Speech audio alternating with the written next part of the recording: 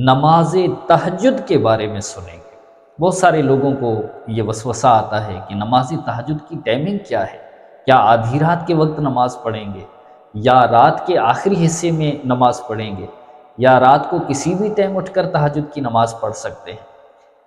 اس کا طریقہ کار یہ ہے، عشاء کی نماز پڑھنے کے بعد چاہے آپ تھوڑی دیر کے لیے بھی سوئے ہیں، جب آپ کی جاگ ہو جائے، آنکھ کھل جائے تو تہجد کا وقت شروع ہو جاتا ہے۔ تہجد کی نماز کے لیے سونا شرط ہے۔ اب آپ اٹھیں اور وضو کر کے رات کے کسی بھی حصے میں کم سے کم 2 رکعت نفل تہجد ادا کر لیں۔ زیادہ سے زیادہ بزرگان دین نے، اولیاء کرام علیہ الرحمٰن نے 12 رکعتیں پڑھی ہیں، اور بہت سارے اللہ والے 12 رکعتیں ہی پڑھتے ہیں۔ پیارے آقا صلی اللہ تعالیٰ علیہ وآلہ وسلم تہجد کی نماز کی 8 رکعتیں پڑھا کرتے تھے، یعنی 4 نفل، ان کی 8 رکعتیں ہوتی ہیں۔ اس کا طریقہ کار کیا ہے؟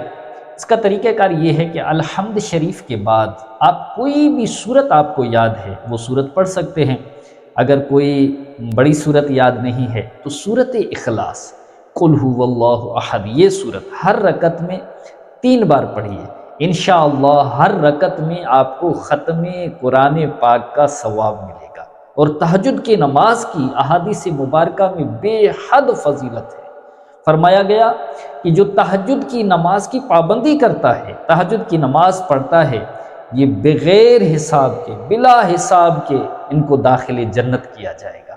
اور پیارے آقا صلی اللہ تعالیٰ علیہ وآلہ وسلم نے ارشاد فرمایا جو 2 رکعت نفل تہجد کے پڑھے، فرمایا دنیا وما فیہا، دنیا اور جو کچھ اس میں ہے سب سے یہ بہتر ہے۔